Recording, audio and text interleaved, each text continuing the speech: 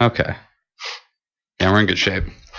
Awesome. So you're listening to the Power 92.3 WKVR. I'm Jdox, and we're coming to you from the new late night show, The Slouch. I'm here with my brand new guest man. What is your name, good sir? God. I did this freshman year. What name did I use freshman year? Static. I think it was Static. Static. That sounds about right. Like Static Shock or like that Radio was it. Static? Yep, that's exactly the reference. Wow. Big dumb nerd over here. Dude, that was super great. I'm not going to I'm not going to dig way too deep into Static Shock, but do you remember the serious episode where they had it that was about like a school shooting? Oh my God, yeah. And there was totally that kid who was like critically bullied and was talking to like the Went one way side. off the deep end. Yeah, talking to that one side character friend. He's just like, "Hey, my dad's got a gun. It's real cool. You want to see it?" And he's just like, "No." Yeah. Wow. Anyway, so this is The Slouch. This is the new show that we're trying to work on, and we're just gonna hang out. You know, it's late at night. I'm really critically exhausted. We got some White Russians, and we're just chilling out. I don't know if that's something we shouldn't probably be referencing, but Also, I am a White Russian. Is that right? Yes. You got some Russian? I am white, and my family is from Russia. That's cool. I didn't know that. I think I'm white. I mean, I knew you were white. I'm probably white. You got a pretty good tan. I'm olive complexion. Yeah. According to my mother. That's nice. Things to never say on air. You're cute, Static. According to my mother. My mom says I have an olive complexion. My mom says I need to shave my beard. So don't exactly listen to everything she says. That's pretty weird. Okay, so we're going to start off with Slingshot by the Virgance, and then we're going to be back to talk about some space things, probably. So enjoy. Space. Or like your individual settings. Say what? Said maybe it's the settings on your headphones. There are no settings on these headphones. Maybe I wish there's not a single button. I don't know. I would hope not, because then that would be broken. Really finicky. I've had this good Sennheiser set for a while, and it's treated me real well. So I got this over the summer, actually, because when I was set to take over, we are on the microphone right now. Yeah, so watch I can it. Okay. Hear it. Yeah. Just making sure. Actually, I might just be going deaf in that one ear a little bit. But I got this Sennheiser set. It's because when I was starting out for being the station manager here, I'm like, I need to look the part for that, so I'm going to wear these big headphones around with me all the time. And I showed up to that meeting today for the officers for the clubs and stuff. The training that was way too long.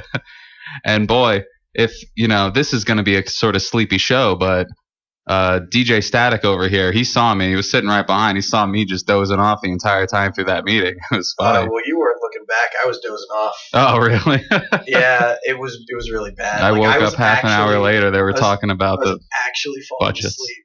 Dude, I super was. And it was the most obvious, obnoxious, clearly visible from the front, this dude has fallen asleep sort of positions, right? Where I was totally slumped over. I probably was like the opposite, where I was like physically upright, but my neck was just no longer supporting my head. So like my head was either like tilted all the way back, like over the back of the chair, because I don't know who those chairs are made for. They're so short in the back. Yeah, they're short in the legs too, because everybody's taller than. Yeah, just cough right into the microphone. Yep, everybody's taller than those chairs, but so my head was either all the way back or just like on the side, like.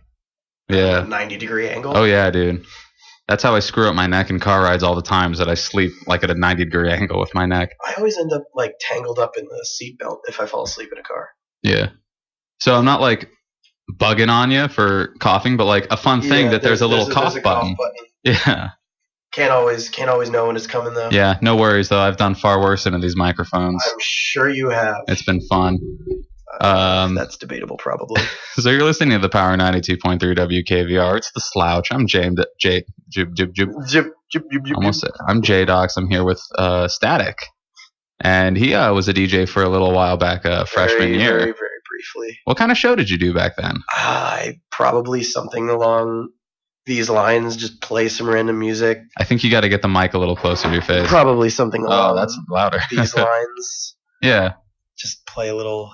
Just talking about a bunch of nonsense, just kind of too. Speak into the empty silence of an empty studio. You know what I really like is how we came back from that song like mid-sentence, and then we just went into the conversation. That was really cool. Did we? Yeah, that'll sound cool for I'm recording in Audacity for my parents. I'm doing all my shows like that. Yeah, I know that. So you want to talk about space? Space? Dude, space has been cool. Water on Mars, dude. Yeah. There's a small part of me that saw that and I was like, oh, nice. Maybe NASA will finally get some money. And then immediately after I had that thought, I was like, no, we're too broken for that. That's too much of a good thing. Yeah. So I saw that and I was immediately like, not really overwhelmed, not underwhelmed, but I was just kind of, for the last couple of years, they've been trickling out discoveries of like, oh, these dirt formations and these smooth rocks signify that there was some water flow at some point. And so it was sort of like a low buildup to the actual water thing. So I kind of like already believed for a while that there was going to be water there. So when they're like, yes, we have it. And so I'm just kind of like, yeah, I thought so. I think a lot of people were expecting water to be there. Yeah. So I don't really think it was a huge surprise, but like it's good news, It's like hearing about something you suspected, but then knowing you're right, which is doubly awesome because it's good news and you're right. Yeah, confirmation bias. It's absolutely fantastic, dude. I know what you mean. So, in other space news, though, like I was reading this thing about NASA plans to probe into Europa, the moon of Jupiter. I thought that was going to go a completely different way, that sentence. Where did you think that was going to go? It started with space and probe. Oh, not probe. I'm not gonna. Yeah. Just gonna leave that hanging for those who understand. Just leave that low fruit hanging there. But very, very low fruit. But Europa, the ice-covered moon of Jupiter that has been famously featured as a frozen secret ocean full of creepy alien life in Arthur C. Clarke's 2001: A Space Odyssey series. Arthur C. Clarke. Don't even get me started on A Space Odyssey. I will talk your ear off for 2 hours. But their plan, it's a very, very theoretical proposal plan. They're not putting this into action in any capacity. Was to probe it with a soft robotic squid. I like squids. It takes a lot to sink in for that idea, and I want to find the image that was for it, which, if I can show you, is really a baffling like conceptual diagram of a soft robotic squid piercing the ice of the moon Europa. Since this is a radio show, we really can't show you this, but feel free to Google it in your own time. And I'm showing it to Static right now. Does that look like a crazy thing? Looks jiggly. It does. It looks very jiggly. I can't really think of a better word to describe it. Nope, got nothing. Yeah, I'm not a visual. I'm not a words man. You're listening to the Slouch, where we play a lot of soft robotic squid. We play soft robotic squid while we listen to sounds. We come in here and we sit in these nice leather chairs and we become soft robotic squids. Oh, I wish. In the gelatin of our muscles. Okay, so before this goes any further into garbage, we're going to bust into some more Virgance, the Cataclysm. I don't know. I like the Garbage Zone. Yeah, Garbage Zones. That's my other show. Really? That's what it's called, the Garbage Zone? Sooner or later, I'm going to have a show called the Garbage Zone. That's just me. No, because I have Please Cancel Me, but that's like me talking some garbage and then also putting some music in. But the Garbage Zone is just going to be me talking for a solid hour. Oh, Lord. Lord have mercy. So here's Cataclysm off of the Virgance's album Lost Continent. One more thing. Yeah. There's the really big dumb nerd, like sci-fi nerd growing up that like people are like, oh, life on Mars, life on Europa. I'm like, what if we just completely go crazy and we make life on these planets? Oh, dude. I mean, that's how a lot of people say, go back to 2001: A Space Odyssey. That's what the Star Child was doing. Is that they were planting life all over the place with the monoliths. Oh my god. Yep. The mood of this show is exactly forming the way I had envisioned it. So we're going to go away for a while this plays. So you enjoy Cataclysm.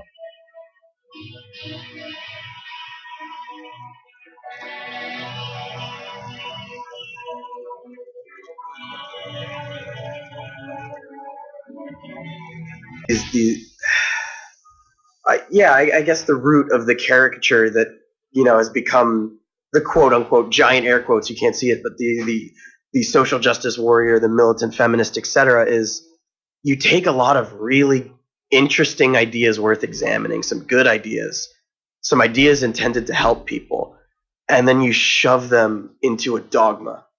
where if you question, you're now a bad person. And I have grown up on the wrong side of that my whole life. Yeah. Like I grew up in the Bible Belt. I grew up in Texas. I was told I was in a bad position in kindergarten. I was told I wasn't going to be a good person, et cetera, et cetera. And these were otherwise very friendly, happy people. They are just bought into very hard line ideas. Yeah. And that's what worries me is I feel like as a generation and as an internet using population, I guess, we're leading ourselves into these dogmas in the name of wanting to do better, but we're not. We're becoming what we hate. I don't mean to interrupt you with this, but real quick, what we just listened to was Drowning Maya by the Virgance, and we're currently on Her Reflection. We're sort of going through the Virgance's shoegaze album, Lost Continent, and all the while I think we're just going to be having a conversation about this. I mean, this is late night radio in rural Pennsylvania. We have a 2-mile radius. Who's really listening to this? Yeah. Hey, if you are listening to this, feel free to send us in mail send it to the Slouch, Juniata Box 726. Yeah, maybe we'll talk about stuff. Oh, we absolutely will. We need conversation pieces at 1700 Moore Street, Huntingdon, PA 16652. Alternatively, I have a I have a Tumblr page for my main show. Please cancel me.tumblr.com. No spaces or underscores or anything. But if you want to send in any mail there addressed to the Slouch, feel free to. We'll talk about it. I have no such options. I need to try to network more. Okay, so yeah, I want to get back to this. It's interesting. The social progressivity on the internet, especially in a community like Tumblr, is really good. And personally, through my experience there, I've learned a lot of them. I've had, my consciousness expanded. I'm more cognizant of social issues and stuff.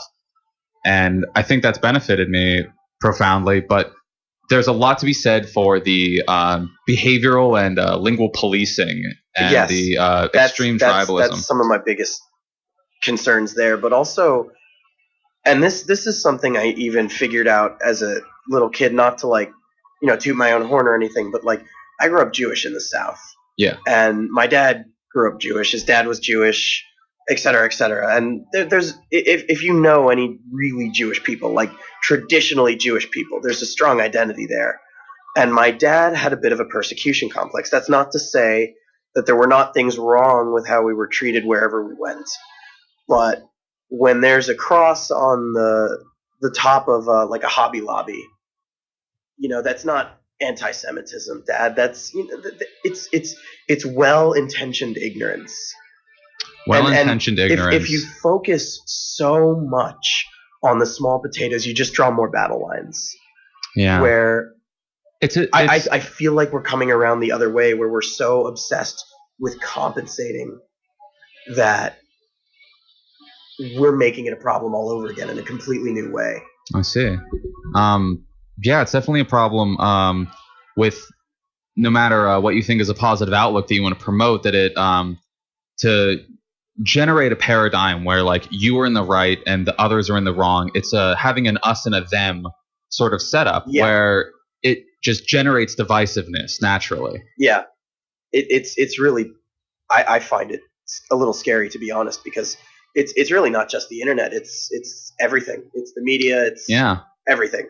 And I mean, I don't want to get too big picture about it, but it is a lot of modern globalized media, especially the internet, and the way this whole thing comes about is that humans millions of years ago developed a social structure that works a certain way, and the natural biological setup for sociality is not necessarily equipped to deal with the enhanced communicative and internetworking that the internet offers. So you do resort to tribalism in a certain sense, whether that is projected you onto ethnicity, onto nationality, even just your political viewpoints. You use Tumblr a lot. So here's a very basic example. Look at what happens when fandoms collide.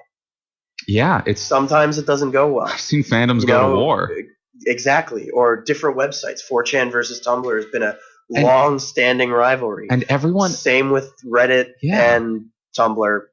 Reddit, actually, Tumblr in a lot of places Reddit, 4chan, and Tumblr have like an interesting trichotomy of the way that their communities operate in a general sense, and then in the way that they perceive each other is often like really monolithic, you know? Well, it's like, interesting because I think Tumblr and 4chan are kind of the extremes, where you have 4chan, which is almost entirely shock value for the sense of not for the sense of desensitization, but it's just because you can. Yeah. And just because it's accepted that is the norm, and that, you know, everyone will say terrible things, but no, most people don't mean it. Whereas Tumblr is like the exact opposite, where, you know, trigger warnings and everything's got to be nice. And I'm really not saying this politely. I'm sure you could do it better. But Reddit sort of stands in the middle-ish, where the users sort of curate their own content, but it all kind of mixes and gets a little messy. And they're all very interesting communities in their own. But I think for anyone going into it, what you have to consider is that every one of these websites is a broad website, and there's a lot of different ideas, and there's tons of people on it all the time, and there's tons of different ideas. Like Tumblr has there's a monolithic view of it about the either being very socially progressive and or like a social justice warrior, but there are I hate that term. I know because like it's a caricature. It is. We were talking about that earlier. But there's a lot of variety within Tumblr. Like you think about it, people see it as like an almost excessively socially progressive website, but there are pocket communities of Tumblr that are literal neo-Nazis and do express like the same level of really radical political stance that like 4chan would. Yeah. Well, that's the, you know, you can see the same on 4chan with small communities in 4chan. Yeah. It's you know, like it's almost a perception of the general culture sometimes. Yeah. And it's interesting, if we really, really want to go into this tribalism example, you know, some people would date the social progressivism of Tumblr back to like a mass exodus from a website called LiveJournal, if you've ever heard of it. I have heard of LiveJournal. And that was before my time. That was microblogging as well.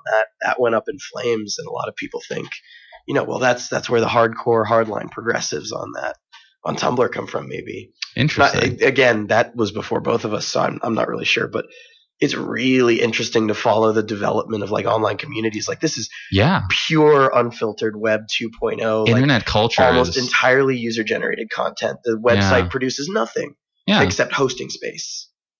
And it's all people going there and contributing to the culture and generating I mean, not to get too Slavoj Zizek, but you know, the memes and ideology. Oh no. Oh gosh. I would love to, you know, like every other word out of my mouth is, well, not to get to this or that about it. I like referencing Slavoj Zizek, though. Drinking from the trash can of ideology or something. Oh boy. When they do that's the ideology can. I want to drink from the trash can. Give me your garbage. Yeah, really. So, I saw that you were talking about, and we shouldn't go too long on the social stuff. Yeah. I think we're running out of fume on that anyway. But, you know, you were talking about that recent episode of the popular cartoon South Park. Oh, yeah. I know.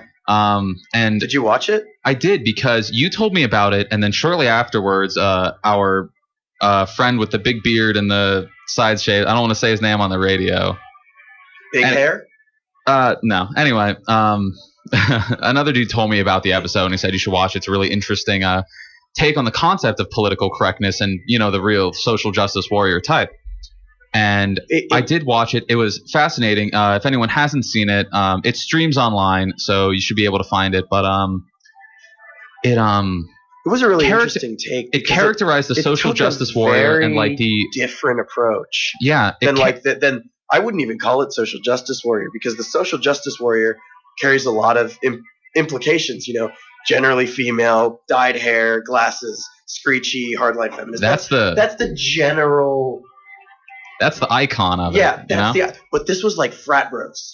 And that was super aggressive, like frat bros.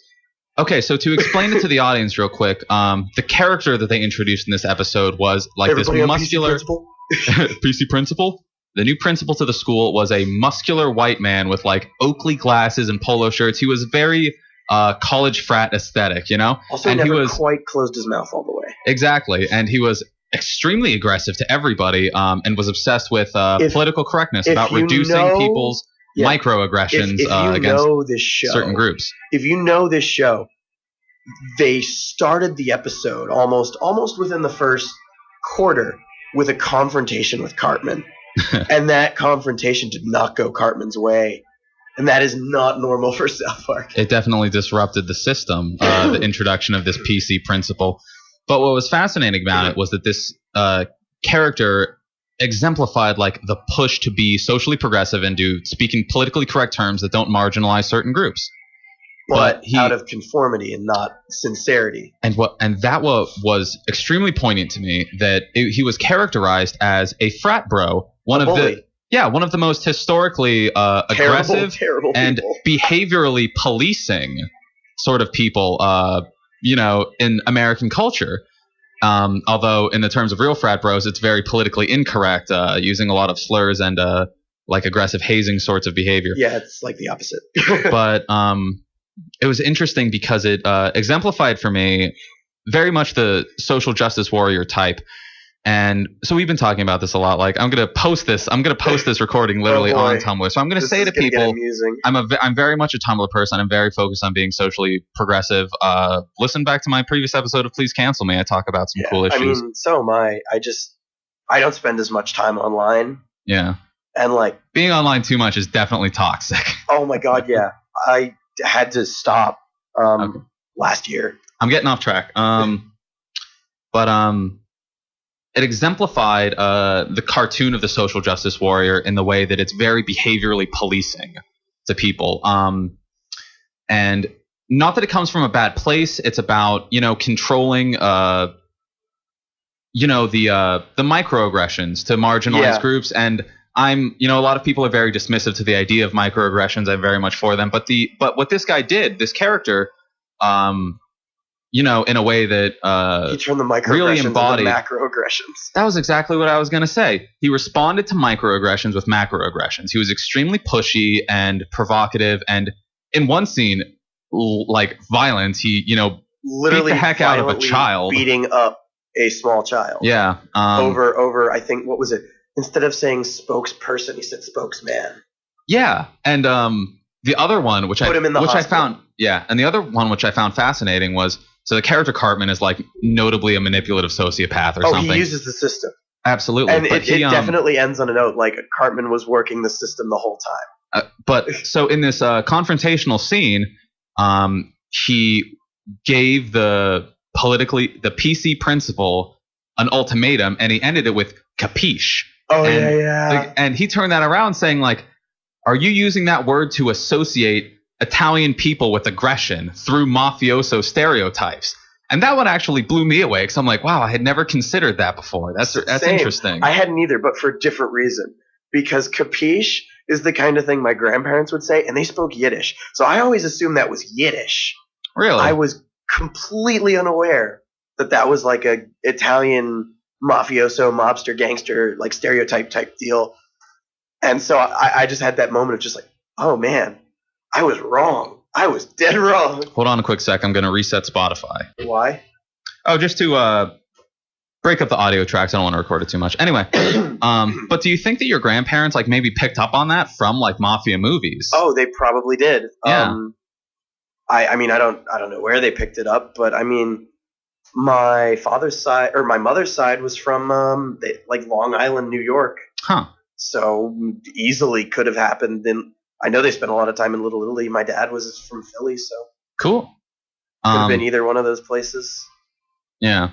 So, to get back to this episode, what I took away from it in a big way was that the PC principle characterizing like the cartoon of the social justice warrior is really exemplified from. I'm using a lot of big words now because I'm trying to be intellectual. We go to college. Yeah, we do. We're at a college radio station. We got to talk about these social issues. Oh my God, that hurt my throat.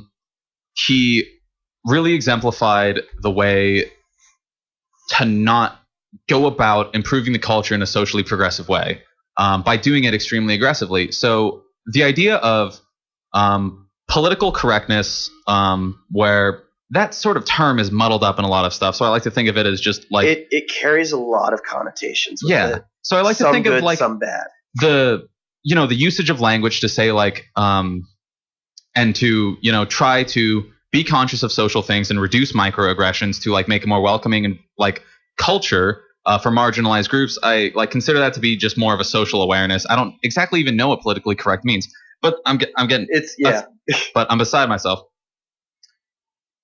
Oh boy, my brain stopped all of a sudden. Short-circuited on us. So the idea of changing the language like that to reduce microaggressions and to reduce like continuously marginalizing certain groups in the culture, that is something that changes with the culture. I was going to say, as you become more, as the entire culture becomes more aware, like that goes back to my like what I was saying earlier. I'm really like, there's a big reason. Like, don't be a jerk. Generally good advice. Yeah. But you can't just arbitrarily, for whatever reason you want, any reason whatsoever, you can't just make yourself and I'm, of course, being a complete hypocrite saying this, you can't just make yourself the final arbiter of what is right and wrong, of truth and justice, and then come down from on high and say, this is the new language we will now all, oh my God, my throat. This is the Don't new hurt language yourself. we will all be using.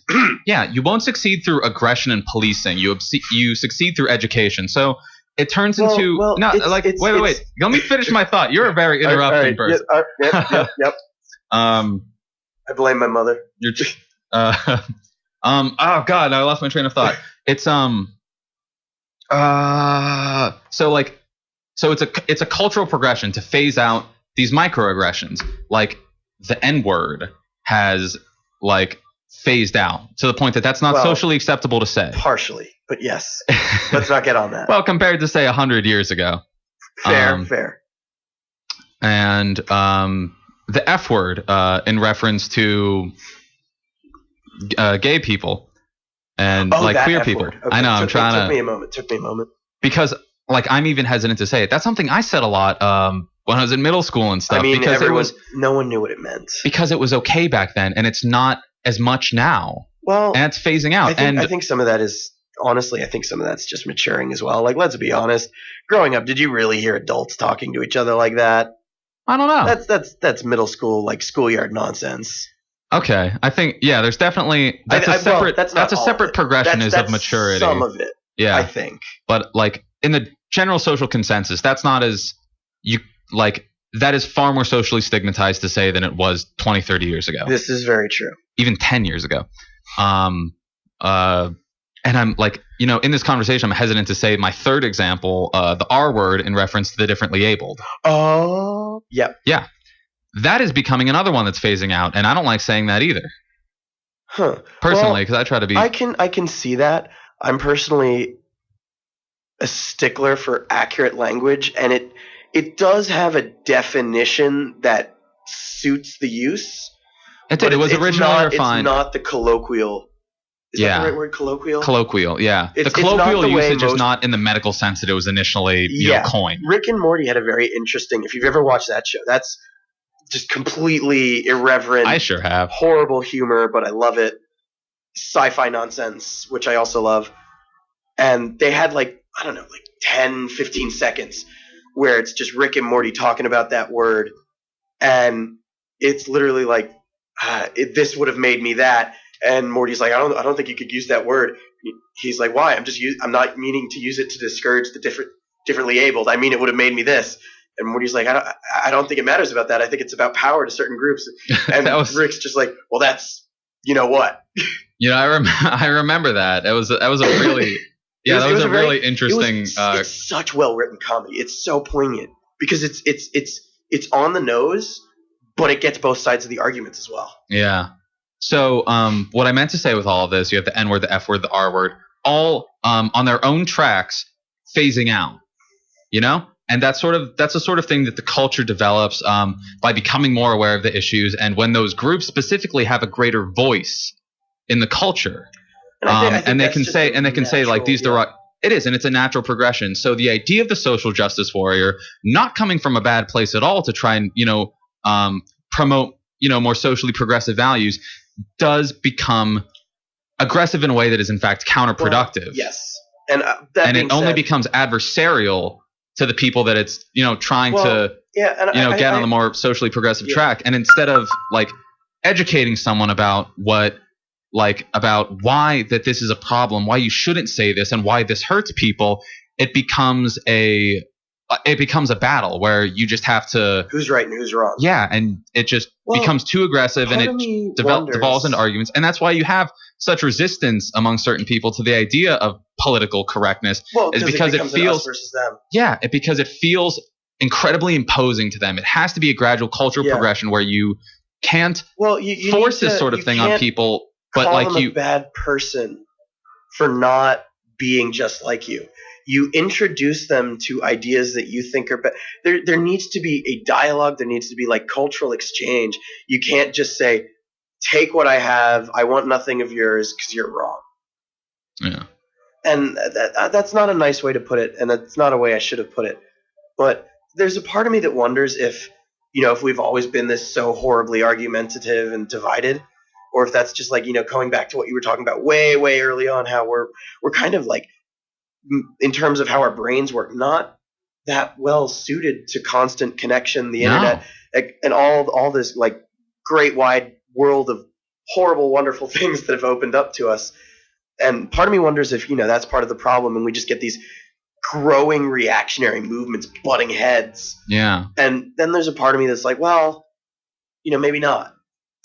I don't know. I change my mind on these things a lot, but they're really interesting to think about. It's a really interesting time for people because to briefly reference the Flynn effect, these tests that prove that they need to keep updating IQ scales because every generation is successively like more intelligent than the last one, and it's because they're exposed to so much more gradually. Like as the communication technology develops, as globalization increases, like you grow up exposed to more, and as we're talking about with the internet, there's like a certain biological limit to how well you can process that sort of stuff. And how much you can store. You only have a certain amount of storage space. Exactly. And one of the things that I always tell people about is look up the anthropologist Robin Dunbar and the idea of the Dunbar number, because this was an anthropologist who studied the social interactions of chimpanzees. And the Dunbar's number is a theoretical idea of your social capacity and your empathetic capacity based on actually the size of your I believe it's the prefrontal cortex in your brain. That's the newest part of the brain. Oh my god, evolution is so inefficient. It's I know, it's because biological evolution unfortunately cannot keep up with the way our technology and social structures are progressing. Yeah. So Dunbar's number is basically like you have a certain amount of space in your prefrontal cortex that regulates your social interactions and your capacity for empathy in regards to like a certain number of people. And for chimpanzees, it was like, I think like 25 to 50 or something, because that part of their brains was smaller. And so that strongly dictated the size of their social groups and their tribes. Interesting. And, based on the size of the prefrontal cortex relative to humans, then it's proposed that like humans have maybe like a 200 to 250 individual capacity and it's a certain thing. Say you have 250 slots in your brain, like that you can fit a person into, and you have so many people that personally, intimately in your daily life, and DJ Static here takes up one of those slots in my brain because I know him as a person. That you do. And so you do that with the people closely related to you in your life. And the people that you're close to and that you interact with on a daily basis, they get their own slot, right? But then groups get slots. Exactly. Because in the modern world, you're exposed to the idea of billions of people all around the world, we can't process of different countries and cultures and ethnicities and everything. And so that's where the idea of stereotype comes from. You can reduce millions and millions of people to one slot in your brain, one idea of what all those people are. And this is a very haphazard sort of analysis sort of a thing. It's a very theoretical concept, but it would hypothetically explain how there's a limit to how far we can empathize with other people, that we have a certain limit to how much we can try to understand someone as a person. And that's why, you get radical dehumanization of certain groups, and it's crazy. Boy. Yeah. But it's interesting on that note because you're reminding me of how racism at one point was described to me as a survival instinct gone terribly wrong. And hear me out when I say this, because at a very basic level, very like super basic, you see something that is not you and you say, that is not like me. I don't know what that is. I am now cautious. Yeah. So like you see a giant animal, like a tiger or a bear or tiger bear thing. Tiger bear hybrid. Yeah, and you see that and you're like, what? I don't know what that is. I'm going to give that a wide berth.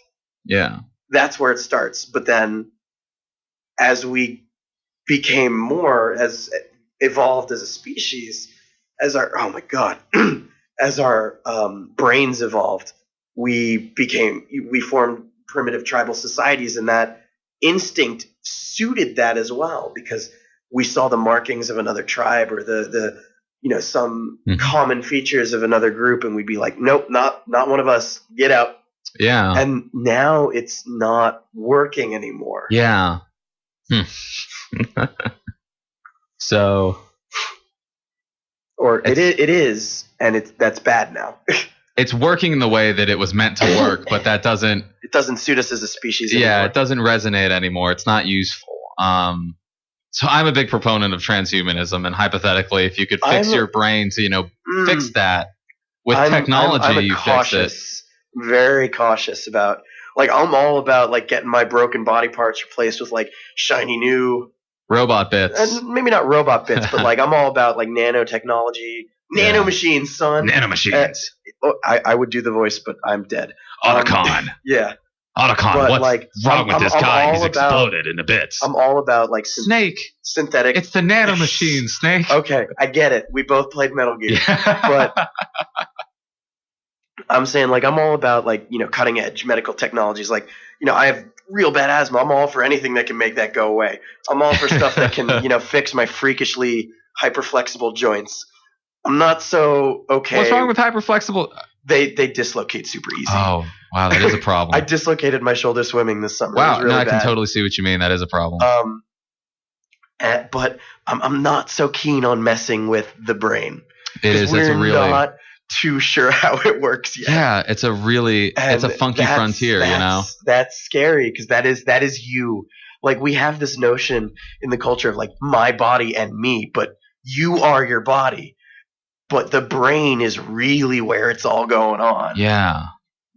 If you could change your brain to a degree, you can argue hormones and whatnot and body chemistry, yada yada. But you mess with the brain, like classic experiment. That's messing with the soul, down in the idea of soul. Sure, that's like you like as a person. There's the classic Phineas Gage example. Like, guy gets a big old metal rod through his head and completely changes. Chapter 1 of every psych textbook in the world. Phineas Gage. That's why I'm using it, because everybody knows it. Yeah, like completely changes the dude's personality. If you don't know, on the off chance, Phineas Gage was a gentleman that's used as an example in every psychology textbook about how the brain affects the mind. Because this dude got way olden times, because his name was Phineas Gage. That's like an old man name. I think. He was working on the railroads, and he got a railroad spike. Pop! All the way through his head. Right through his chin. Right up through his head. And he survived. Poked through his brain hole. Crazy. But it poked him a new brain hole. It screwed up something in his brain, and he just was not the same. Well, what it was his frontal lobe, because that's where the advanced social functions are in the human. That's the prefrontal cortex. When I was saying that the brain is super inefficient and evolution is inefficient, it's because if you look at a diagram of the brain as far as we understand it, it's literally like a progression from the back of your neck, like the spinal column, to the more advanced parts at the front. So like you get the lizard brain, sitting at the base of your neck, where that's like breathing, eating, bathroom. And then you get breathe, eat, poop. Basically. And bang out. And then there's with lady. Yeah, actually. And I can't remember the others, but then you get all the way up to the frontal lobe, prefrontal cortex, and that's where like, modern humans come in. Yeah. And there's actually a really awful brief comic story arc in Spider-Man about when Lizard somehow gained the ability to turn all the rest of other people's brains off and make them revert to lizard brains, and everybody went crazy. Wow. with the murdering and the. That's incredible. That's incredible that what given we've talked about over the course of the show that we managed to segue into Spider-Man. Dude, I was raised on comic books. Okay, yeah. I was that kid in high school. Okay. I was the one with the encyclopedic. And this is a little bit embarrassing to me, but the comic books I grew up on were the Archie brand Sonic the Hedgehog comics. No. Yeah, right. No, I was like brought up on superhero comic books, and then sometime around middle school, I discovered like I don't want to call them. I'm trying to think. They weren't superhero. They weren't. Sometimes they were associated with the big two, DC and Marvel, but they were generally either self-contained miniseries or like standalones. Yeah. And they were like horror and magic and sci-fi and all sorts of awesome stuff that had nothing to do with the completely bloated Tales mess. of Amazement, issue 65. Yeah, nothing to do with the completely bloated mess that has become the continuity of either comic book giant at this point. Dude, I don't even think about Cape Comics anymore.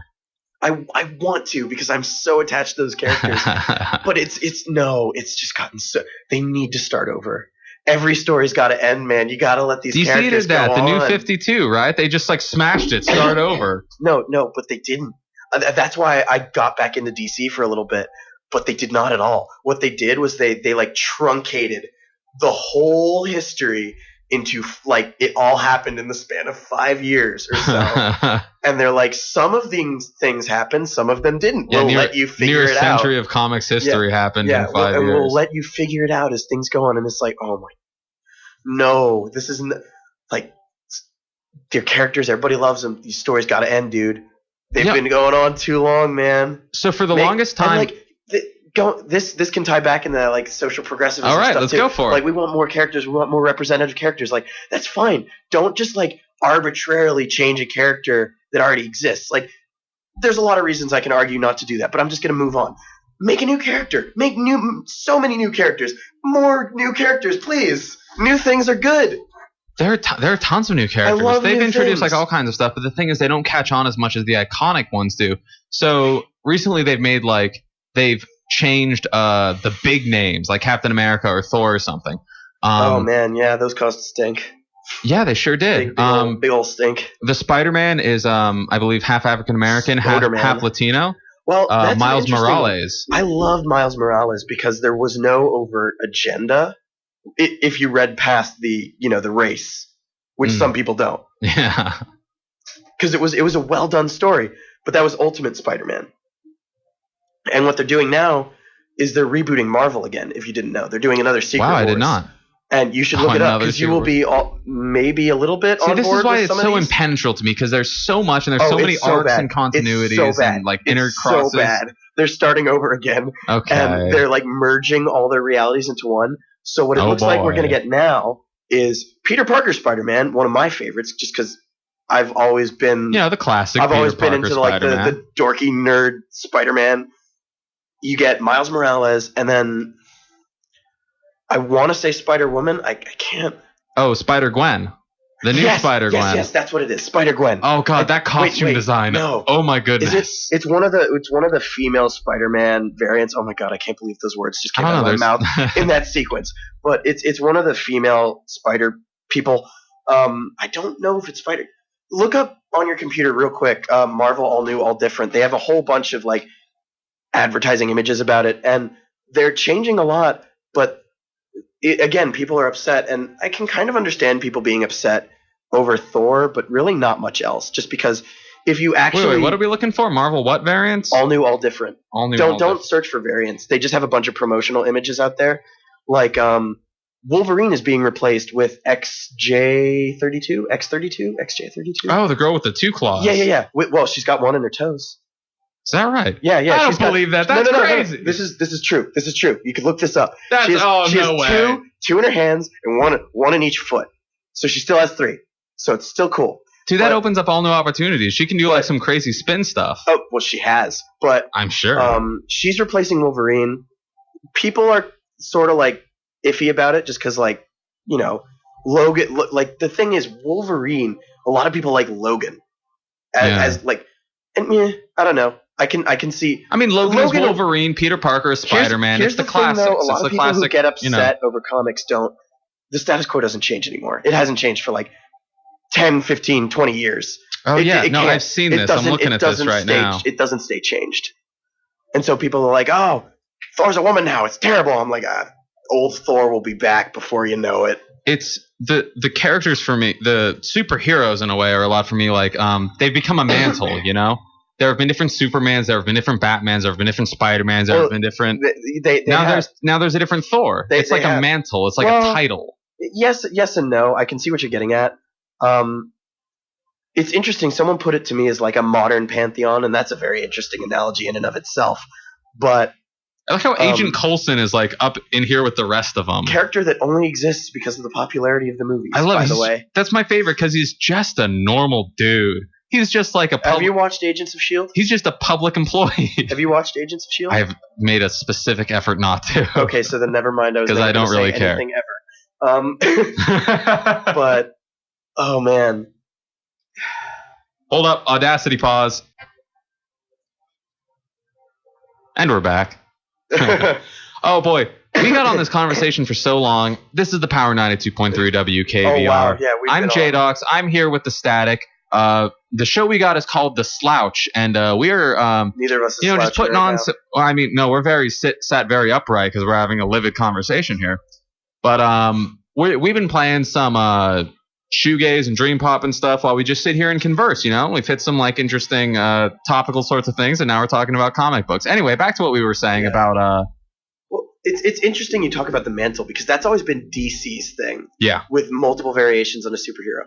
Marvel has done a really ridiculous amount to sort of ignore the fact that their characters age and grow old, and that the universe seems to. They're almost ageless. Yeah, it's really isn't Peter Parker like still in high school? Or something? He graduated college, but he just kind of stopped growing up at some point.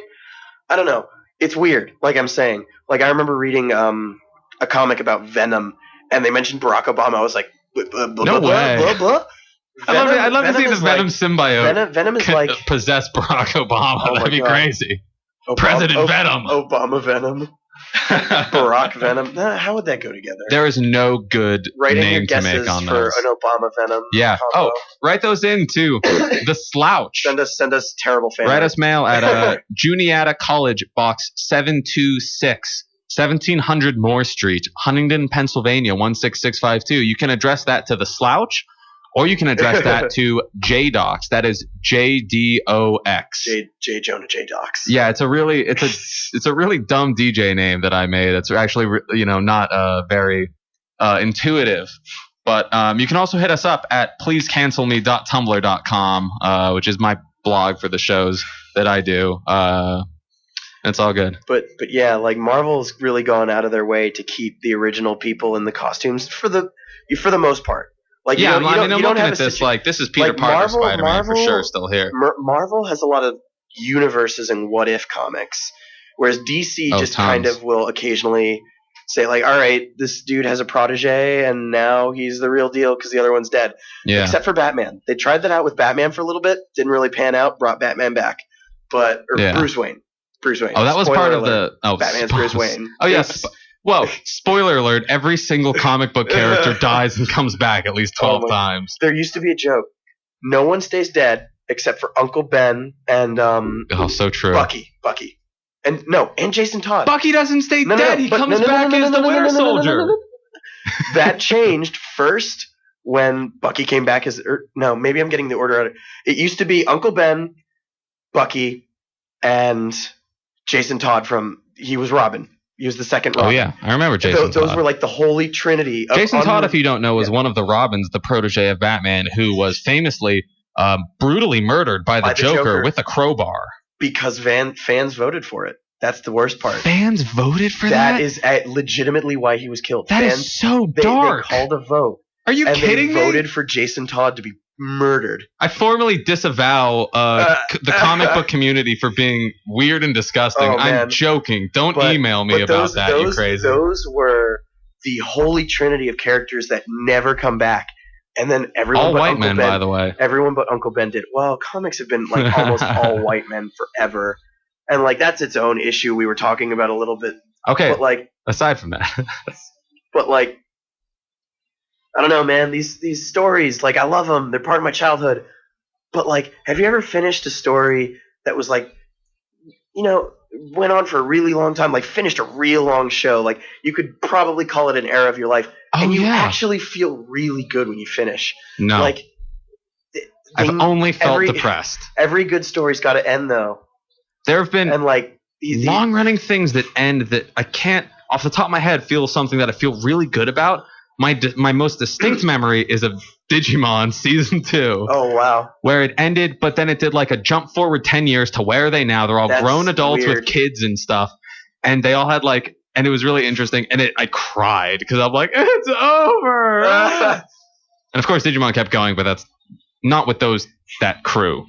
Well, that's an interesting example of just taking the concept of Digimon and then applying it liberally to whatever you want. That's so like the Final Fantasy approach to storytelling, I like to call it. So we want to talk about the idea of the mantle. For a while, the Cape Comics, like the Spider-Man continuity, if you want to read Batman, it's impenetrable. There's so much, and there's so many different timelines and procedures and stuff. But the thing is, nowadays, it's gone so far through that it's crushed another threshold where it becomes the modern pantheon, where it's like a story of some like... Well, they're mythological. They're mythological. There's an accepted canon. And you can treat every story arc and every like run, of a certain artist as its individual thing, and you don't need to have a sequence to it necessarily. Because Peter Parker as Spider-Man is an established character, and he will start and end an arc in like about the same status quo. Yeah. So it's okay to like jump in on one. Well, that's where the stagnation comes in, because it didn't used to be that way. Now it is, where the status quo is always reasserted within an arc or two, or with a new author. And in my opinion, maintaining a status quo is the most boring thing you can do with fiction. It's the well, why do you think that their sales are declining so badly? Yeah, because for some reason they refuse to acknowledge the fact that everybody knows the status quo, and while everybody's familiar and happy with it, okay, no, everybody's not familiar and happy with it. Everybody's familiar with it. Everybody recognizes it, but like it's not exciting because everybody knows there are certain things, there are certain constants that won't change. And there will always be a Spider-Man. About like not necessarily independent comics, but just like non-main. No. That's not I'm totally with you. No, like, I'm 100% on the same page as you. I'm trying to think of a good independent. Term. It's non. Like I'll message you every so often with like a comic recommendation. Like the other day, I was like, "Oh, you should check out the Amulet series by I'm blanking out on the name. It's so good. It's about a little girl and her brother and some Narnia nonsense with magic and awesome stuff. Yeah, and elves and magic and robots and I'm losing it. Losing it. Yeah. I know what you mean. Primary corporation comics like DC, Marvel, even to a certain extent, Dark Horse and Image and stuff. Don't do a whole lot for me because it maintains like that certain fantasy or sci-fi or like literally superhero cape comic franchise. Idea. And the author. And it doesn't jump out to me particularly. I've gotten in recent years really into the web comic scene, and that's very experimental, very indie. A lot of individual artists, just one person writing the whole thing, and there's really fascinating experimental stuff going on there, and I can send you some good ones. Oh, so can I. I have like a whole bookmarks folder. Oh my gosh, me too. Oh, we should share. Oh boy. Oh my gosh. But so recently I was at this Comic Con in Pittsburgh, and I say this because it wasn't like a San Diego Comic Con, Comic-Con, in like it wasn't part of that brand. It was the Wizard World Comic Space Con. In Pittsburgh. It was a much smaller affair, but it was still really cool.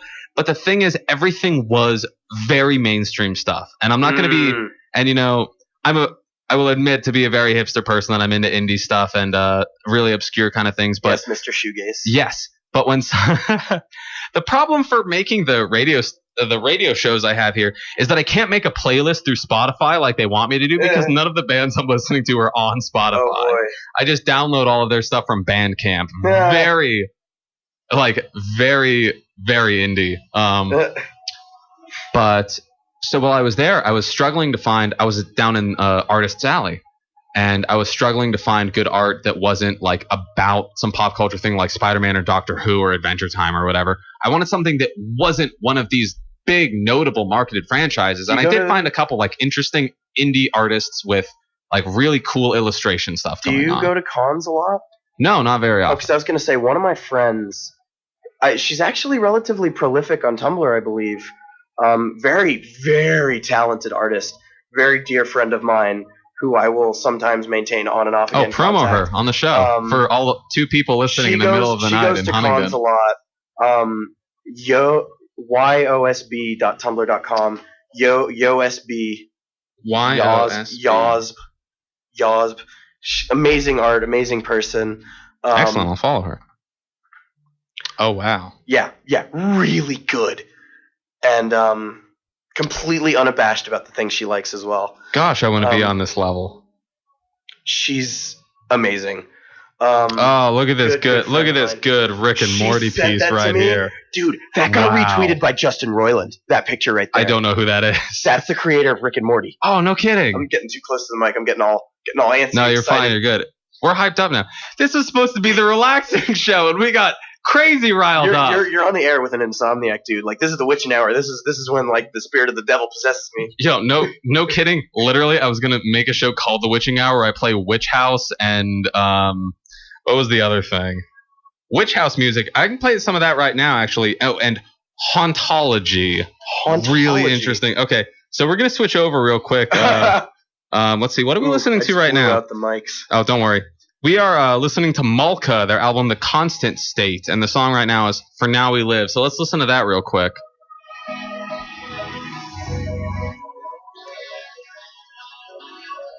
Yeah, that's about it. That's pretty good. Really cool ambient, very atmospheric stuff. But let me look up real quick. It kind of makes me think a little space opera-y. Yeah, we're going to listen to Sidewalks and Skeletons real quick, so let's go for this.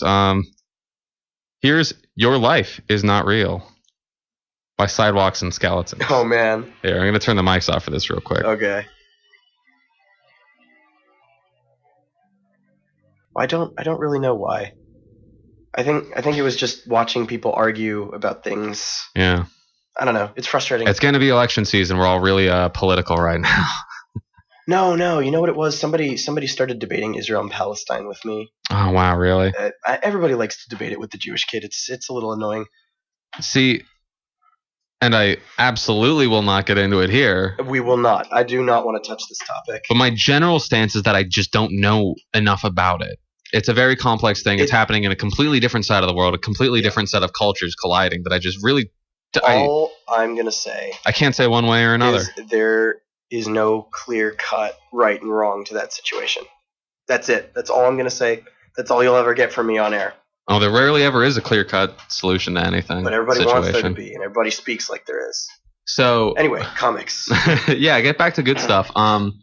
So we were just listening, or no, not listening. I remembered the author of that comic book series. Yes. Called the Amulet, I believe. I'm going to butcher this.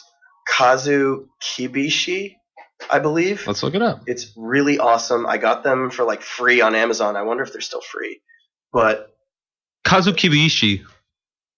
Yeah, Kibuishi. Okay, I forgot a U. It's all right. Interesting art. You knew more about it than I did before I looked it up. Oh, sorry. I spend too much time reading comics and looking for comics to read. But I'll definitely look that up. I also found a really interesting webcomic that I came across because of a creepypasta, which, if you don't know what that is a post on the internet that is meant to be like meant to be creepy, meant to scare you. It's a horror story. It's an internet form it's supposed to break the fourth wall a little bit. Maybe in a way that makes you fear for it in your own life outside of the narrative. Yeah. It's a ghost story around a campfire for the internet age. Yeah, that's a good way to put it. Called a creepypasta. I found a webcomic by a guy who wrote a really well-known creepypasta known as, I think it was like Candle Cove or something. And this comic called Brood Hollow is really fascinating. And like we took that comics class together. It uses you'll see it right away. It uses the masking effect wonderfully, and you won't see it at first. But as soon as like the eldritch horrors come out, masking effect. Characters are drawn super simple. The monsters are super detailed. Yeah, interesting. I need to. I've got so many comics bubbling around in my head, and it's hard to get the motivation to do that sort of stuff, and not motivation necessarily, but discipline to read and to make. You want to make one? I have. I swear to God, in my notebook, I have one page of a comic. Is this the one with the shark and the light? The what? The red light you told me about. Oh, red light in a boat. That one's. Oh my gosh, that's another really good one, and it's not a shark; it's a jellyfish. Okay. Spoiler alert, because that was supposed to be a big reveal. Yeah, that's one of them. Gosh, I have another one about a shark actually. Remember this summer? And the shark is a lawyer. When we were like, let's make a comic, and then we never made a comic. Yeah, I remember when we said let's make a video game, and we never made a video game. Yeah, that fell apart for much more complex reasons, though. We are, like, I am definitely in my life, like a collection of unfinished ambitions. Same. Of unstarted ambitions. Let's be honest. I think that's where a lot of us are at this point. Like, it's weird. We're at a weird point in our lives where it's like society's breathing down the backs of our necks, but like we're just now kind of coming into our own. Like, people are like, oh, you discover yourself at college, but you really don't until the end. Yeah. So it's just a weird place to be, I guess. Yeah. I don't know. If I never get these stories out of me, I will. Well, that's why I just started writing out like bulleted lists and whatnot. Yeah. Like, I'm terrible at. I wouldn't say I'm terrible at writing. I'm not a great writer. What I'm good at is I'm good at constructing plots, putting together like characters in terms of like their traits and their relationships, and like I'm good at putting together I'm good at world building, I guess is the way to put it. But I'm not good at writing like the interactions and the actual how of a plot happens. Like I can write, oh, you know, so and so does this and this causes this reaction and this makes this person do that, but I can't write that and make it believable, if that makes any sense at all. I feel like I could be the heck out of a writer for something, and I want to draw it. I want to do the art for it too, but I would love to write for a comic. I'm never going to be able to do the art for it. If you're not like, in my case, in my experience, if you're not like confident in yourself to do it, it's hard to actually get yourself to do it, to practice in the way that you build up your ability to do it. I think I could write for a comic if I was working with somebody. I don't think I could do the art just because I've never spent enough time with a pencil and paper. But I would love to write for a comic. Yeah. Or for a video game. I always thought a lot of my ideas would translate well to animation, but that is a whole nother thing because that is an exponential amount of work more than a comic. Animation is a lot of work. It's huge. I've been trying to teach myself like 3D rendering and animation. That's super hard. Yeah. So less about our failed dreams, I guess. We want to go back to like the comics industry thing. Oh boy. I was looking at this picture of the apparently rebooted Marvel people. Yeah. There's more than that picture too. There's like 3 or 4. Oh really? Yeah. So does that one have the there new is literally no, it doesn't. But there are literally 4 Spider-Mans on here right now. Yeah. Well, because Spider-Man is like Marvel's flagship superhero. Absolutely. Right behind Iron Man and Thor. There's Peter Parker. There's Miles Morales. There's Gwen Stacy as Spider-Gwen. Oh, Spider-Gwen did make it. Yes. Oh, she's there. And I gotta say, I am absolutely infatuated with the character design of Spider-Gwen. I love that costume. She has an amazing look. It is incredible. I love it. Oh, the mask where it's all white and then the eyes are just an outline of red. Oh, that's so subtle. I love it. It's great. I love it. Oh, the webbing pattern is on the inside of the hood. Wow. Anyway. But then there's Spider-Woman, who's like a shield off or something, and she doesn't have a mask, and she's just got sunglasses. Do you remember the fiasco with the variant cover for Spider-Woman? Oh, where she was bent in like a crazy direction. They redesigned her costume after that because of all the outrage, and I don't know, because like I understand where the people were coming from with that, but like that's literally a pose Spider-Man does all the time. You can look it up. So like. I can see your point, but like you can see Spider-Man's butt cheeks as well. A butt to butt, Spider-Man. Dude. A butt to butt. Gotta. That's true. See those cheeks. But what am I saying? Okay. we're going to move back to just the general comics out of the social thing, but I'm going to say that even if Spider-Man makes those pose, being that comics, especially mainstream comics, is still an industry marketed towards young men, that Spider-Man is not sexualized intentionally to the extent that Spider-Girl is. If either of them have their butts up in the air. Spider-Woman. Okay. I think I'm just going to have to agree to disagree with you here, because like you said, it might not be a good idea to get into it again. But like, I don't know. I don't buy into that. Like, if I'm not picking up on it, and the depictions of male superheroes are catering a lot to the sexualities of straight women and gay men reading the comics as an audience, then that's cool. I honestly, and you're right. I might not be, I'm not necessarily clued into that either. But I don't know. I look at it and I see it's kind of like, it looks like they're giving everybody what they want. The men in the ridiculous costumes and the muscles. I mean, absolutely. That appeals to both the sense, like the sex appeal, but also, there's the power fantasy aspect, and then there's same with the women, the fantasy aspect of wanting to look like that and wanting to be a strong. I don't want to say strong female. No, I'm looking at the new Captain America, and he's just killing it. Oh my gosh.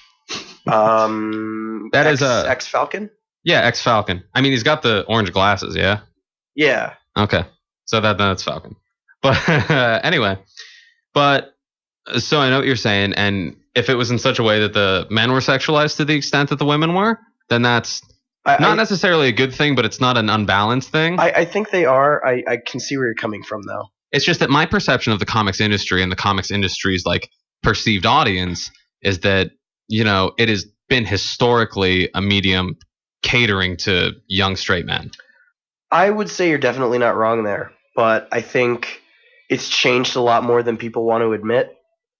I think beyond that as well, like, we can't really rely on sales numbers anymore because there's piracy, and then people will read them at stores and not buy it, and et cetera, et cetera. But I think there's a degree of pandering to pretty much everybody at this point. And pandering might not be the best word. I think that we can pay attention to the sales numbers and the sales demographics, and specifically the fact that while it's been targeted to a certain, like very small like range of young men. Demographic, yeah. Yeah, that the sales and the consumption of comics has historically been like just about 50% women. Has it been? As well? Absolutely. That's the thing that's overlooked in a lot of ways, is that girls and women and everyone consume this like the comics in the same way. I mean, not so much back in the 50s, like, or something when they had like Romance and Archie comics. That was a whole different distribution. But like nowadays, that was a whole different business. And model. It's the same thing. The discussion is similar with the video games industry, and we're not going to dig too deep into it. No, but we could literally go on for hours. The consumption distribution is very gender even, in fact, where it's not a specifically male consumed medium. It's interesting because it is and isn't. If you really, really want to like analyze the statistics, there's genre breakdowns, but I don't feel that those are super relevant here, because you're right. Like these mainstream pieces of media, the video games, the comics, everybody's consuming those. Yeah. Regardless of genre. And I mean, of course, they're not going to be for everybody, but that's a given with any artistic anything. So I don't know the exact statistics or anything, but I would say, and I think it's like a fair assumption to make, that the perception of the audience and the directed marketing towards the audience is not as evenly distributed as the audience actually is. Maybe. I think part of the problem now is they're trying a little too hard to course correct, and they're just kind of, I don't want to say rocking the boat too hard, because they're not, but they're overcompensating, if that makes any sense. And it really all goes back to what I was saying earlier. Just end these characters, man. New ones. We need new ones. These are characters. Iron Man is a character rooted in the wartime that character was made from. You still see it now. Oh my gosh, all of these characters are so World War II. These characters, or Vietnam War. Yeah. That was the second. And then these are so many classic comic book characters are so brutally mid 20th century. And like, that's great, and everybody loves them, but like, it's time to move on. And I'm not saying you can't have another dude in a like mechanized suit shooting laser beams and flying through the sky, but like, Iron Man's done. like let the guy let him be done. Let him die. I agree with dignity. you 100%. But because then with the industry standpoint, it's a franchise. Imagine it's a brand. Imagine how difficult it is to try and get something to replace Iron Man. They've been introducing new characters for so long. There is a graveyard of comic book characters that they tried to get to take off. And fun fact, there was once a supervillain known as the Hemogoblin. His power was to give people AIDS. I kid you not. Wow. The Hemogoblin, a very well-crafted pun off of the term hemoglobin, which is a chemical in blood, which blood is a vector to transmit AIDS. My God.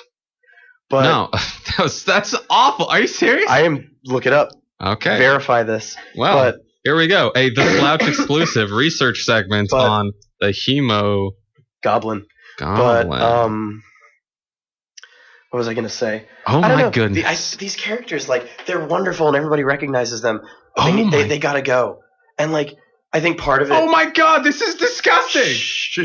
But I think part of the problem is it's the corporate structure, and I really think that's why we're both so into independent comics and web comics and whatnot. Because when you get a passion project, a truly original creation, it just feels so much more impactful and genuine. Because it's got the soul in it, you know. Right. These old characters, they're still making the money. They're still getting the fans. Well, we essentially have corporate fan fiction. Absolutely. Okay, so we want to shift away from the mainstream comic discussion to the independent comic discussion because I have a lot to say, and I want to talk about Lauren Monger especially. But real quick, I got to talk about the Hemogoblin. Okay, because it's so bad. A character that a villain whose thing was that it spreads AIDS. First off, that's atrocious. That's a weird. That's a look at the time period it was created in. It's a bad thing to depict. Look at the decade. Okay, first appearance 1988. So guess when that was? I don't know. At the height of the AIDS epidemic. It was when AIDS was known as a disease for. And I might have the history wrong here because I'm terrible with timelines and history. I believe that was the time period when AIDS was for gay people and black men. Yeah. So it definitely is profoundly insensitive to the people dying at the time of a horrible and then untreatable disease. Thankfully, it's more treatable nowadays. But let me read on the DC wiki page the history of Hemogoblin from the New Earth continuity, just so you know what universe it takes place in. So many continuities. It's a very short paragraph because he's a very minor character, but the Hemogoblin was a vampire created to help. I'm laughing. Was created to help a white supremacy group eliminate non-whites. He's notable mainly for infecting members of the New Guardians with HIV, the virus that causes AIDS. He was killed in battle with the team. You told me, as I'm sitting here in the studio, Static told me that the Hemogoblin was a bad pun villain that spread HIV and AIDS. You didn't tell me it was a white supremacist. That's crazy. I forgot about that, I guess. It's really bad. It's that is my go-to example of this is what is wrong with the comic book, this is what is wrong with the big two. And he looks like an absolute nightmare. The Hemogoblin is what is wrong with the industry. So he's a vampire. Okay, so my curiosity is, was this a progressive character at the time that was meant to satirize No. I would hope not. Because there's a lot of weird history about I don't HIV think comics have been that meta until recently. Dude, I think this is either a really good character or a really bad character, the reason is it might be a brilliant, very subtle expose on the practices of, and I'm not entirely sure myself if this was a conspiracy theory or not, of the United States government to intentionally affect and spread HIV and AIDS through black communities in the United States. I think you're giving them far too much credit. I think this is I'm going to have to do some research on some very weird, very sketchy sites about government conspiracies. Topical supervillain that was done away with. Rightly so. We got to stop this train of conversation now. Okay. We're heading into the garbage zone. This is the garbage zone. No, it's the Slouch. You're listening to the Power 92.3 WKVR, or maybe you're not because it's the middle of the night and we're talking about racist comic book characters, apparently. Yep. But if you have any racist comic book characters you'd like to talk about, or if you have music recommendations, or if you have questions or comments for us, or if you have anything you'd like to say, feel free to send us some physical mail at the Slouch. Send it to the Slouch. Juniata College, Box 726. That is Box 726 at 1700 Moore Street, Huntington, Pennsylvania 16652. We will talk about you on the show, and we will talk about some racist cartoon characters. We've gotten marvelously off track. Okay, so let's independent comics. Yes. Gosh, let's get away from this. Independent comics. I have been profoundly infatuated with the comics of Lauren Monger, and she posts a comic book column weekly on Vice.com called Habits. And the whole aesthetic of it is that it is young, like early mid-20s punks, punk culture kids in doing whatever troublesome lifestyles they do so lead. But they're characterized as literally rodents. They are anthropomorphic. They're anthropomorphic rodents. And to say that something is an anthropomorphized animal in this day with comics or with the internet and stuff leads to some weird places. They're not furries. 100%. It's really unfortunate what has happened to that sort of art style. It's hard to have anthropomorphized animals anymore without people getting weird. Yeah. Because I played a game recently called wait. Hold that thought. Before you go into that, the point is Lauren Monger's comics are extremely well written and extremely poignant and hit a deep cultural resonance with me. Lauren Monger, Monger, look that up. It's really cool.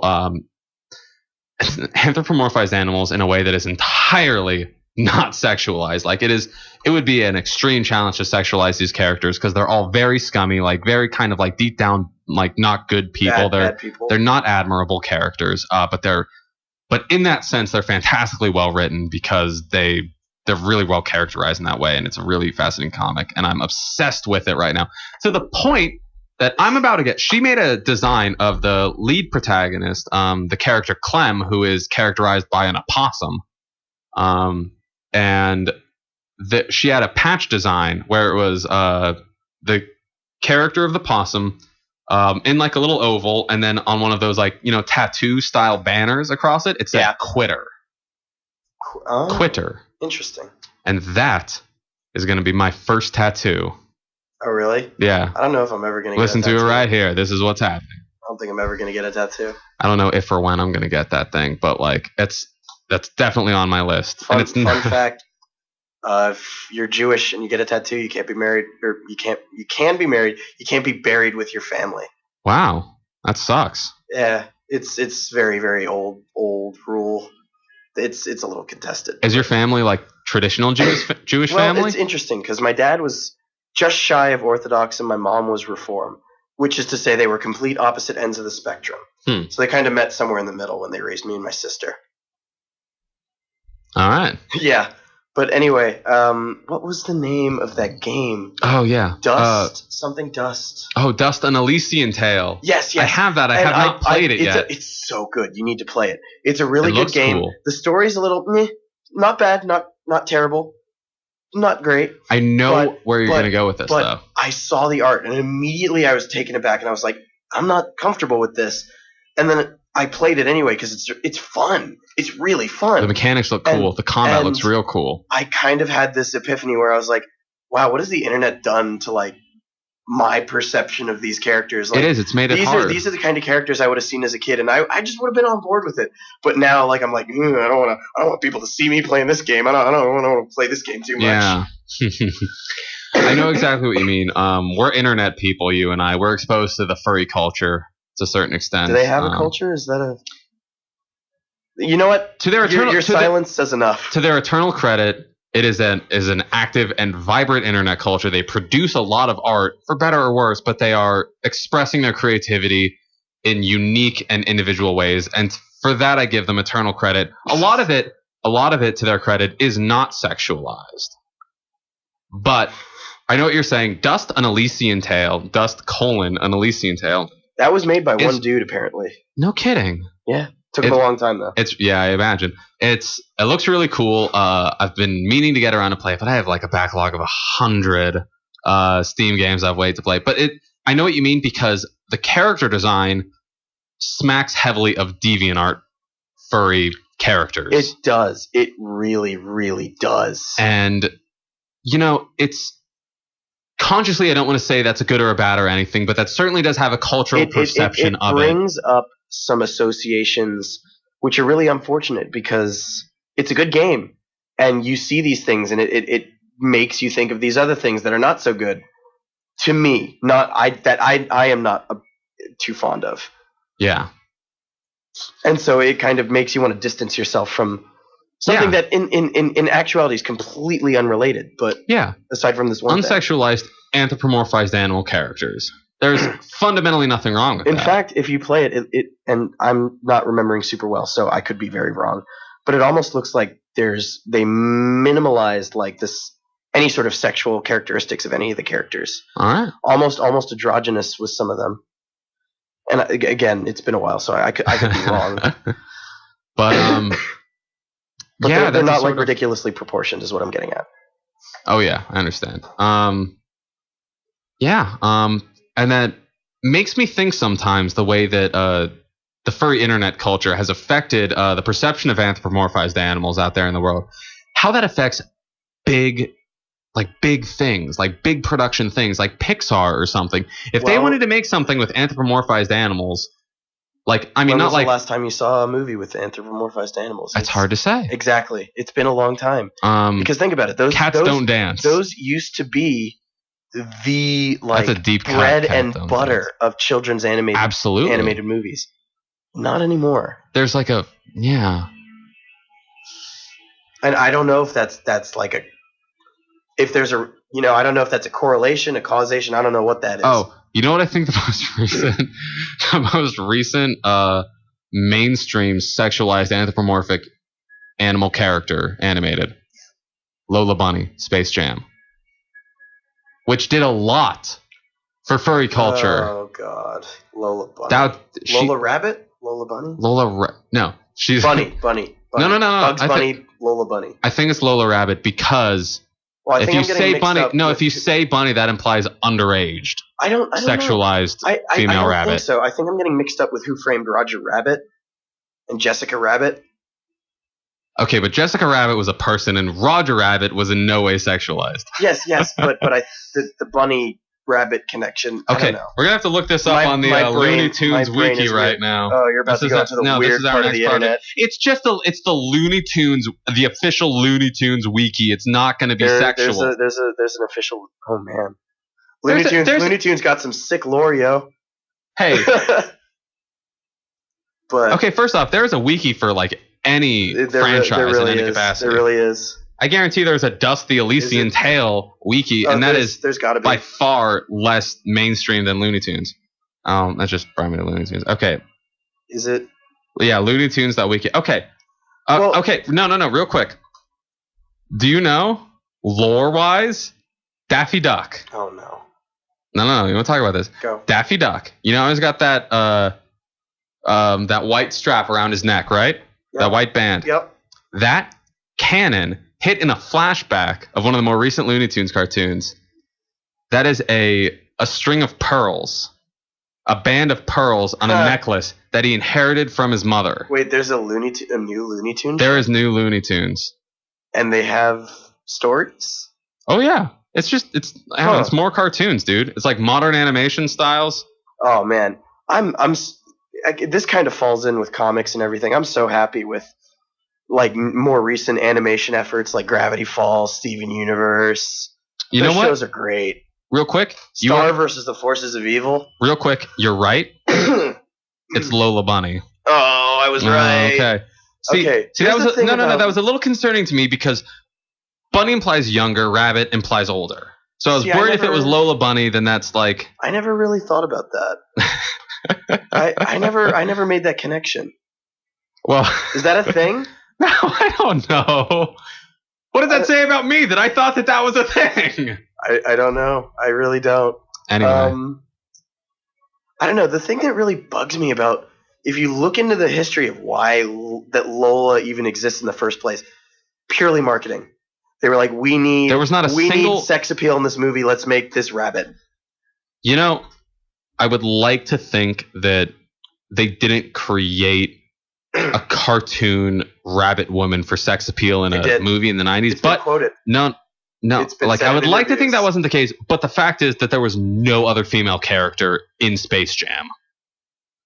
Except for maybe Michael Jordan's wife. And she was there for like one scene to be like, oh, you're home from the baseball game. You're bad at baseball. No, that's true. No, she was there. Oh, and Michael Jordan's daughter was a character.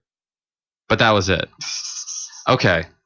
So you want to talk... So, as an aside... But yeah, that character was made purely for marketing reasons, and it bugs me. But okay, so... Okay. That's really all I have to say. So Lola Bunny was introduced in Space Jam in 1994. She is now in the current Looney Tunes roster. She's a full Looney Tune. Interesting. That's a real thing. My question is, the Morlocks, or the Nerdlocks, that's what they were called, the aliens, the bad guys in Space Jam. The aliens of multiple colors that gained the abilities of the basketball players and became the Monstars. The Monstars. This has been something that's been bugging me for a while, and I gotta be honest. Why aren't the Nerdlocks / Monstars in modern Looney Tunes? Why didn't they come over instead? I don't know. I think maybe it's just the fact that they were designed, before they were the Monstars, designed to be like super generic. I don't know. They were each characterized in their own weird little ways. I don't exactly keep up with Looney Tunes lore. So the thing is, at the end of Space Jam, so in Space Jam, Lola Bunny came out of nowhere to be like, hey boys, I'm a girl. I'll be on your team. I'm better at basketball. Yeah. Yes. And so she got to, and so then they won, and she got with Bugs, and they stuck around, and she stuck around for the rest of the Looney Tunes, like forever, right? If we want to consider that, like, the Looney Tunes is like a continuity, right? Okay. But the Morlocks didn't. Why didn't they? That's my question. Because at the end of the movie, Lola Bunny doesn't say anything about, like, I'm in the Looney Tunes now. I'm going to hang out with you guys. I don't know why I did vocal fry for that. I think you're again, like... No, I'm getting super pedantic, but this is my thing. You are. But this is my thing. The Morlocks specifically said, like, we don't want to go back to our crappy planet. Like, we want to stay here and be Looney Tunes with you. I don't know. And they said, yeah, like, okay, we'll let you be Looney Tunes. So I'm like, so the thing is, the Looney Tunes either welched on that deal, or they killed the Nerdlocks. Oh my! I don't know, dude. I got what I'm saying. Right in with your crazy theories. If you want to tell us why you think that the Looney Tunes might have murdered and then buried these little space aliens, the Nerdlocks, a.k.a. the Monstars, send in your letters to Juniata College, Box 726 at 1700 Moore Street, Huntington, PA 16652, addressed to the Slouch or Jdox or Static, whoever you want to send it to. We will read it. We'll read it on the show, and we'll probably talk about. That's a weird. So that's just something I was upset about with, like, the Space Jam lore. Because if Lola Bunny gets the carryover from Space Jam, that means Space Jam is canon in Looney Tunes. People made a game based on Space Jam. Oh yeah. What was it called? It was like on the Sega Genesis or something, right? No, it was made with RPG Maker. It's like an indie, like, no budget game. I kid you not. I am trying to remember what it is called. You play as the son of Charles Barkley. Or you play as Charles Barkley. I can't remember. I don't believe. I don't even begin to believe you. Search Charles Barkley Space Jam game. Okay, I did. Barkley, shut up and jam, Gaiden. Yes! That's the one. Freeware role-playing game developed by Tales of Games Studios, presented as an unofficial sequel to Barkley Shut Up and Jam and Space Jam. It features traditional JRPG-style battles and dungeons. Wow. Tales of... It's a real thing, I swear. It's clearly a sequel. They kickstarted a sequel. There is a Wikipedia page, like on wikipedia.com, the real website. There is a page for Barkley Shut Up and Jam, Gaiden. Barkley Shut Up and Jam Gaiden. Sequel. Is that Kickstarter still open? Because I'll back that. It's been over for a while. Ah, dang. That's a shame. Oh, yeah, sequel. On November 28, 2012. This is 3 years ago. This is disgusting. Tales of Games announced the game sequel. I can't read this. The game sequel, The Magical Realms of Tir Na Nog, Escape from Necron 7, Revenge of Cuchulain, the official game of the movie, Chapter 2 of the Hoops Barkley Saga. With a Kickstarter campaign to help fund it. The campaign for funding the acronym for it is TMROTNNEFN7ROCTOGOTMC2OTHBS, which I can't believe I managed to get through the entire way. Ended on December 28th, 2012, and raised. This Kickstarter raised. Dramatic reveal. Yeah. $120,000. Lord. Did they make it though? Did they do it? There should be a link. That's the question. There should be a link somewhere. I don't know, dude. This is 3. Oh my god. They have a website. We have liftoff. Concept art. Look at this concept art. Please, if anyone is listening, whether at our current broadcast or the recording that is hopefully, capable of being uploaded to YouTube later, please, for the love of God, look this thing up. Oh my goodness. I don't even know what to say about this. There's lightning. It looks like a Shadowrun game. Am I wrong? It does. I love Shadowrun. This is Cyberpunk B-Ball. I'm not kidding. And this is about Charles Barkley and Space Jam. Basket Punk? Oh my god. Cyberball. I like Cyberball. Wow. Cyberball Punk? So it launched. There's updates. There's a list of updates. Oh boy. When's the most recent post to this? I think the most recent is November 29th, 2012. That's crazy. Or wait. Or no. The most recent was... Wait, okay, August 2015. Oh, so the most recent are up top. The most recent was... They're still hard at work. They're slogging along every day. Doing God's The work. most recent update was on September 11th. I don't know what that says. No, don't. It doesn't. No comment. But yeah, the game literally, like, I watched some videos. You're right, I really shouldn't have said that. It literally, like, Michael Jordan is the villain because he was corrupted by the basketball that the Monstars touched. What? You're kidding me. That basketball did not still have the residual basketball energy inside of it. Oh, yes, it does. And they say he did the first... No, and Charles Barkley did he like come on something and jam? called a chaos dunk. Oh my god. It's nuts. This is beautiful. You should play the first one because it's free. Perfect postmodernist garbage vortex.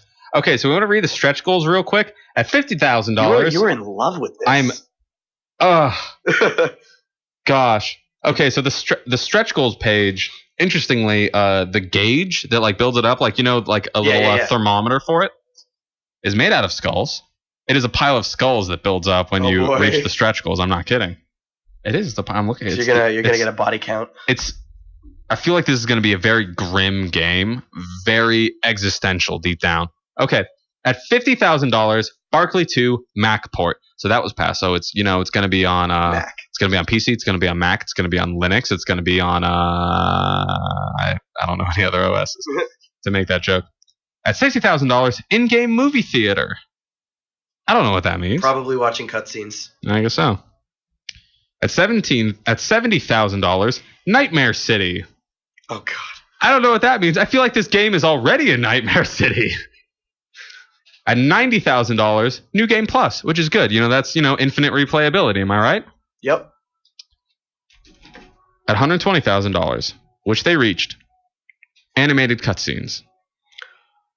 Oh, man. I know, right? I want to see those. That's amazing.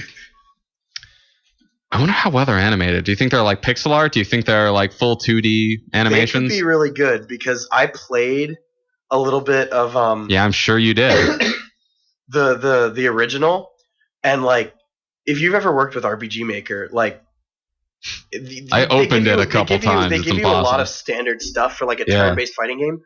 They completely revamped some aspects of like the fighting system into like real-time button mashing combat, and it's like, and that's not an accurate way to put it, but it's they put in a lot of work. Yeah.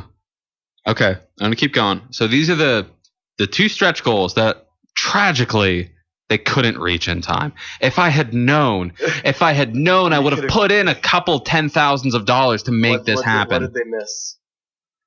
At $200,000, which honestly, I can't believe this game didn't get $200,000. I mean, come on. The Space Jam theme. So presumably they would have licensed the theme off from, they maybe would have bought the rights entirely from Warner Brothers. Oh. Does Warner Brothers even still want those rights? Yeah, apparently. I guess so. And then wow. Okay, so that last one was at $200,000. And then at $1,200,000. $1 million. Plus $1 million off that last stretch goal. A Super Bowl commercial.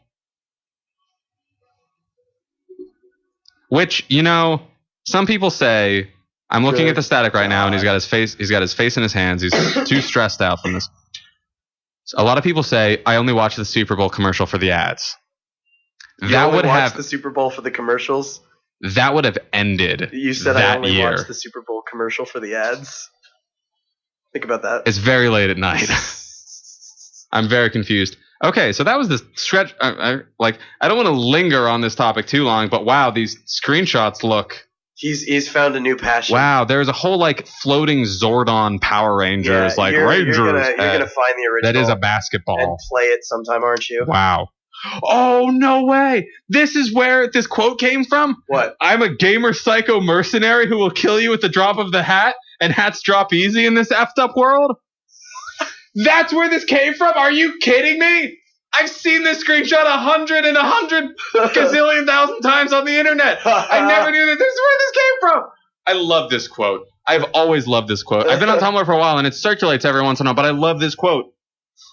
I'm a gamer psycho mercenary who will kill you with the drop of a hat, and hats drop easy in this effed up world. This was from an unlicensed Space Jam RPG. Are you kidding me? I kid you not. I'm losing my mind. Yes, you very clearly are. So, I want to talk about this a little bit more. Because I just want to... So what I want to talk about, and I haven't even scrolled down to it yet because I want it to be a surprise. I want to talk about the top tier... The toppest backer reward that you can get. But before that, I want you to know that there is a $420 reward. Did anyone back it for $420? Oh my god, limited 22 left out of 300. 8 people spent $420 on this game. I'm not kidding. $420, eh? Yeah, $420, eh? Okay. Pledge $10,000. 0 backers for the $10,000 tier, which I mean, I can't believe. I can believe it. Splurge a little, people. I can believe it. Have lunch with pictures of the developers, plus all previous rewards. The ultimate reward for Tales of Games' biggest fans, we will send you pictures of every developer in Tales of Games for you to have lunch with. Tell them your great game ideas or how much you liked Barkley. No kissing on the lips. You are responsible for the cost of lunch. You will spend $10,000 on this game and they won't buy you lunch? I think it's a gag. It's of course a gag, but it's hilarious. Man. Oh, God. At $1,200, it's create a unique in-game encounter. Speaking of gags and Kickstarters, you gotta know about the Kickstarter someone made for potato salad that blew up. Oh, yeah. Turned into a big charity thing. Yeah. Because legally he could only pay for potato salad with that money. Yeah. I'm sorry. It's really late at night. You're just engrossed. We've been drinking White Russians. This is the I've never had. I mean, it's appropriate that your DJ name is Static because you showing me this just now really put a shock to my system. I think it's time we wrap up. Because we've been on for an hour longer than we had intended. Yep. But this has been a good show. This has been a dang good show, yeah. Mr. Static. Thank you so much for joining me today. This has been the Power 92.3 WKVR, and it will be, after we sign off, it will be that station. But this has been the Slouch. I'm Jdox. I've been here with... Static. Jdox and the Static in the morning. No, I'm not on board with that. I will be a morning zoo crew at the drop of a hat, and hats drop easy in this effed up world. I will do it. I will do it right now. You just give me the word, and I will get in here at 6 a.m., and I will make crazy noises. I will not be here at 6 a.m. I don't expect you. Okay. If you're still listening to this for some reason, and it's the middle of the night on a Tuesday in rural Pennsylvania, and you're listening to a college radio station for some reason, then you are clearly the kind of person that we need to talk to because you're really interesting. So send us mail addressed to The Slouch at Juniata College, Box 726. Heavy and or dorky topics welcome. Oh, clearly. we literally went from the social discussion to comics to the Space Jam indie RPG sequel Kickstarter. This has been honestly surreal. And please join in on the surreality of this and send us mail. 1700 Moore Street, Huntingdon, PA 16652. Again, that goes to Juniata Box 726. And please address it to The Slouch or Jdox or Static. Any of those you can do, or all three. Person, send it to Jdox's Tumblr. Yes. Please cancel me, all one word. Please cancel me .tumblr.com. We also have a Facebook group if you'd like to find that. Wow, yeah. I mean, this has been like a really interesting experience for me tonight. And if you want to get something at me, you're out of luck because I got nothing. I'll relay any messages though, because we'll be back here next week, same time, same place. Maybe not as long. Maybe not as long because we've gone entirely twice the time we were meant to. But I have so much material because it's been on Audacity this whole time. I have all kinds of great stuff. Oh, I have so much more I could talk about. This is going to be uploaded to SoundCloud. Fading so fast. I am dying. Okay. Thank you everybody for listening. We are going to put the normal thing back on. Okay. Goodbye.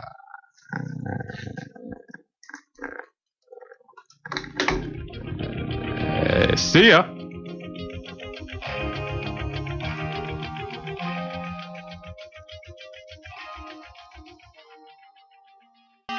Are you still on? No, she said disclaimer because we were talking about some pretty charged stuff, but we never threw out the disclaimer that it is all personal opinions, not representative of Juniata. Yeah. Which is my bad entirely. I should have picked that. Yeah, well. Who's listening tonight? Bridget, apparently. Yeah. But that was back at 11:47. That was over an hour ago, so. Oh man. I feel like